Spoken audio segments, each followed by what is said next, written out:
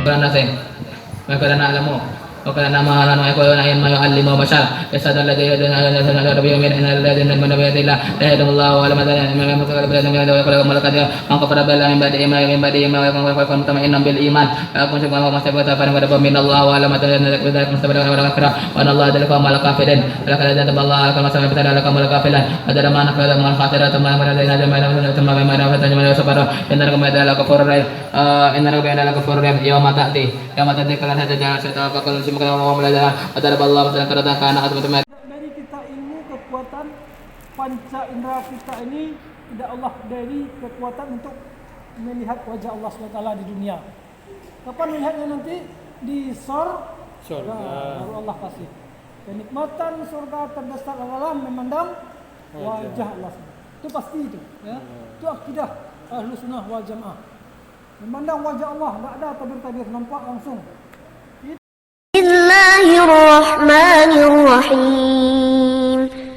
Wa man yattaqillaha yaj'al lahu makhraja wa yarzuqhu min haitsu la yahtasib. Wa man yatawakkal 'ala Allahi fahuwa hasbuh. Innallaha balighu amrihi. قد جعل الله لكل شيء قدرا بسم الله الرحمن الرحيم ومن يتق الله يجعل له مخرجا ويرزقه من حيث لا يحتسب ومن يتوكل على الله فهو حسبه إن الله بالغ أمره قد جعل الله.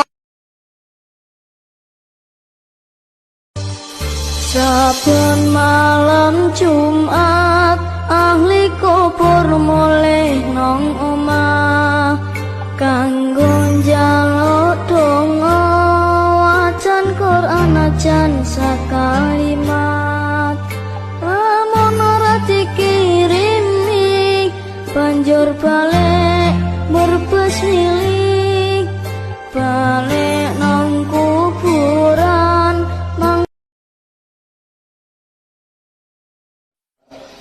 Sadarlah, ingatlah bahwa kita ini adalah kumpulan hari-hari yang bisa jadi malam ini adalah hari terakhir di alam dunia dan bisa jadi besok pagi kita sudah pindah alam, bisa jadi besok pagi kita sudah tidak ada di alam dunia ini. Itu sebuah kepastian. Tidak ada manusia yang hidup di dunia ini selama-lamanya. Maka saya ingatkan diri saya dan Bapak Ibu semuanya, siap-siap. Karena ajal itu bisa datang malam ini, bisa datang besok pagi, dan dia tidak bilang-bilang. Ajal itu nomornya nomor cabut, bukan nomor urut. Karena kalau ajal nomornya nomor urut, mestinya orang tua wafat semua. Tapi faktanya ajal itu nomor cabut. Dan pertanyaannya, pada saat ajal datang kita sedang apa? Sedang taat kepada Allah atau justru sedang melakukan kemaksiatan kepada Allah Subhanahu wa taala?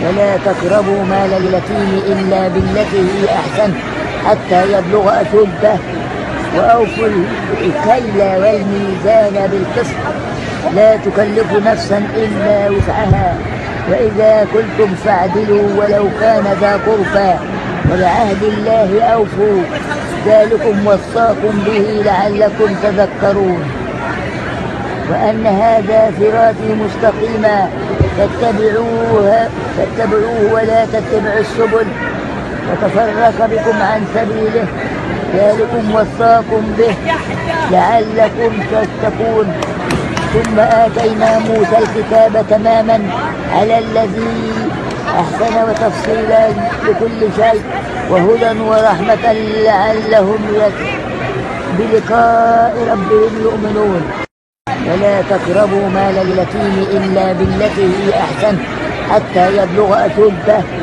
وأوفوا الكيل والميزان بالقسط لا تكلف نفسا إلا وسعها وإذا قلتم فاعدلوا ولو كان ذا قربى وبعهد الله أوفوا ذلكم وصاكم به لعلكم تذكرون وأن هذا صراطي مستقيما فاتبعوه ولا تتبعوا السبل وتفرق بكم عن سبيله ذلكم وصاكم به لعلكم تتقون ثم آتينا موسى الكتاب تماما على الذي أحسن وتفصيلا لكل شيء وهدى ورحمة لعلهم بلقاء ربهم يؤمنون ولا تقربوا مال اليتيم إلا بالتي هي أحسن حتى يبلغ أشده وأوفوا الكيل والميزان بالقسط لا تكلف نفسا إلا وسعها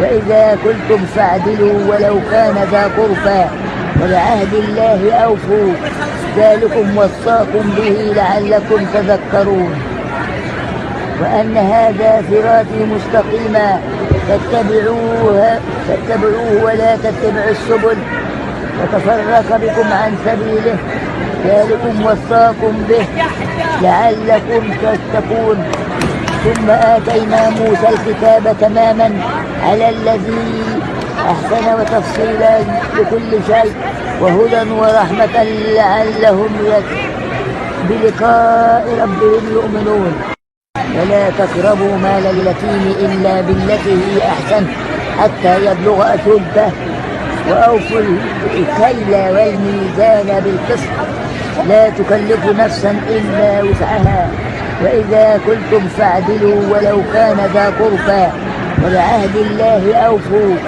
ذلكم وصاكم به لعلكم تذكرون وأن هذا صراطي مستقيما فاتبعوه ولا تتبعوا السبل وتفرق بكم عن سبيله ذلكم وصاكم به لعلكم تتقون ثم آتينا موسى الكتاب تماما على الذي أحسن وتفصيلا لكل شيء وهدى ورحمة لعلهم بلقاء ربهم يؤمنون.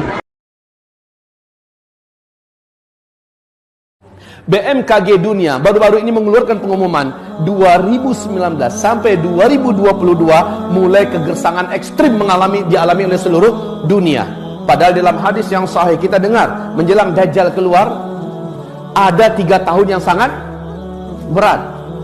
1 tahun pertama menjelang Dajjal keluar sepertiga air dari langit Allah tahan. Sepertiga tanam-tanaman dan hewan ternak yang dapat dimakan di bumi Allah biarkan mati. Tahun kedua menjelang Dajjal keluar 2/3 air dari langit Allah tahan. Dan 2/3 tanam-tanaman dan hewan ternak yang dapat dimakan di muka bumi Allah biarkan mati. Tahun di mana Dajjal keluar sama sekali air tidak turun dari langit. Cuaca di mana-mana dan iklim sangat panas, kemarau panjang, orang-orang mulai kelaparan dan bahkan berani memakan bangkai. Ada yang tega membunuh tetangga dalam hadis Sahih Bukhari, membunuh tetangga demi memperebutkan roti, sepotong roti yang ada di tangan tetangga.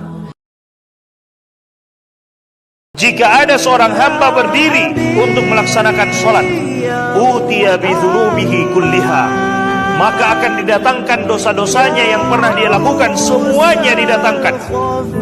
Kata Nabi SAW, utiya bidzunubihi kulliha, akan didatangkan semua dosa yang pernah dia lakukan. Dosa matanya, dosa tangannya, dosa kakinya, dosa mulutnya, menggibahi orang, memfitnah orang, membicarakan orang, membicarakan kejelekan orang, atau melihat yang tidak pantas, atau mendengarkan yang tidak pantas, melakukan yang tidak disukai oleh Allah Subhanahu wa taala. Kata Nabi sallallahu alaihi wasallam, dosa-dosa itu akan diletakkan di antara kedua pundaknya. Kemudian kata Nabi, fakullama raka'a aw sajada tatasaqatu minhu. Setiap kali hamba itu ruku dan sujud, maka dosa-dosa itu pun berguguran dan berjatuhan dari dirinya.